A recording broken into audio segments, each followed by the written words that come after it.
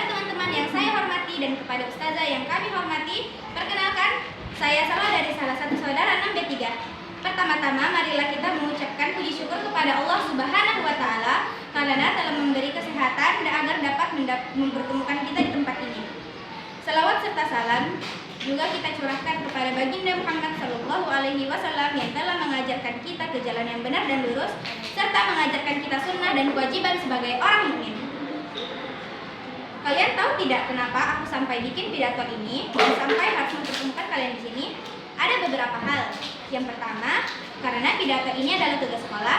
Yang kedua, ingin menyambung tali silaturahmi.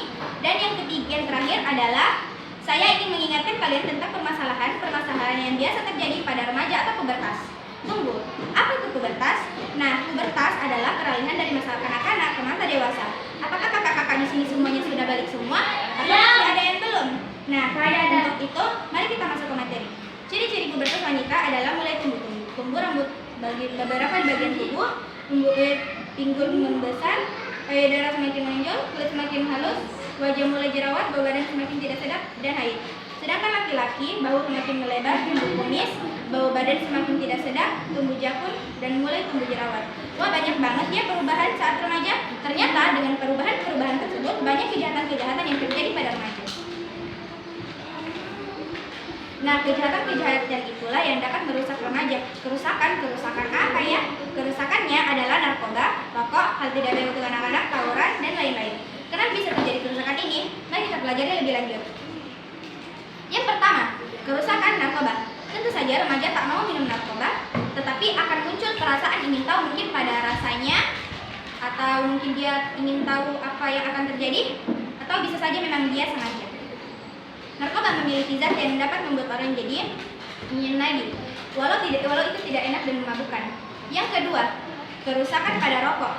Kerusakan ini ternyata tidak hanya ada pada orang tua saja, tetapi juga ada pada remaja. Mungkin remaja melakukan ini karena melihat ayah, kakek, atau orang di luar melakukan hal itu. Jadi dia penasaran dan mencoba. Yang ketiga, kerusakan yang tidak baik untuk anak-anak. Kerusakan ini sering terjadi bukan hanya pada orang dewasa saja, tetapi juga pada remaja. Hal ini berawal dari tontonan tidak baik. Walau kata awalnya ya enggak kok, tapi akan muncul di benaknya untuk mencoba. Yang keempat, kerusakan tawuran. Kerusakan yang satu ini bukan masalah mencoba-coba, tetapi kerusuhan. Kerusakan ini biasa terjadi karena tidak adanya toleransi, tidak adanya sikap saling mengerti, juga tidak ada sikap simpati. Berawal dari pembicaraan kecil, mulai terpancing emosi dan terjadilah tawuran. Memangnya tawuran itu ngapain? Tawuran itu perkelahian. Yang kelima, kerusakan media sosial. Kerusakan ini sama dengan tawuran, yaitu tidak mencoba-coba, tapi karena kesalahan orang tua. Kerusakan ini terjadi karena orang tua yang membiarkan anak-anaknya bermain HP dan media sosial seperti TikTok, Instagram, Facebook, dan lain-lain.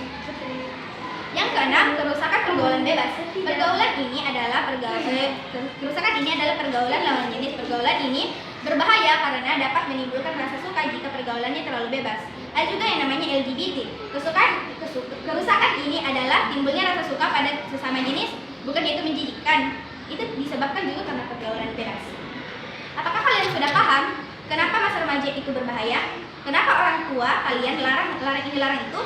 Kalian sudah paham kan? Sekarang kalian sudah tahu. Sekarang kalian harus tahu siapa yang akan mencegahnya dan bagaimana cara mencegahnya. Siapa yang akan mencegahnya? Siapa ya? Generasi muda lah pahlawannya. Jangan bilang dia saja. Tidak, kalian semualah pahlawannya. Bagaimana dong caranya untuk mencegah hal tersebut? Caranya hindari HP, usaha kontrol emosi, mendekatkan diri kepada Allah dan terbuka kepada orang tua. Sebenarnya remaja itu harus kuat iman dan fisik juga agar dapat membela diri. Mau bagaimanapun itu kita adalah generasi muda. Kita harus melakukan yang terbaik. Kita sebagai wanita harus mengikuti para pahlawan atau pemimpin wanita seperti Raden Ajeng Kartini dan Ibu Erika.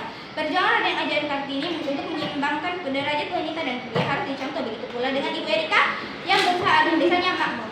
Wow, iya. Kenapa ya? Ya, mungkin cukup sampai sini saja pidato saya karena saya juga sudah lelah. Maafkan saya jika ada salah kata, perbuatan, atau perilaku. Pesan dari saya sedikit, semoga dari pidato tadi, kalian dapat mengambil pesan-pesan, poin-poin, ataupun pelajaran yang baik. Karena saya takut jika para teman-teman terjerumus dalam kejahatan-kejahatan yang ada dalam pidato tadi. Dan ingat, kita adalah generasi muda. Hanya kita yang dapat menjadi pencegah kejahatan tersebut.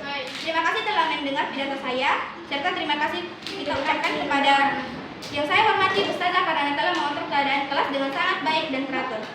Ya, sekian dari kami. Wassalamualaikum warahmatullahi wabarakatuh.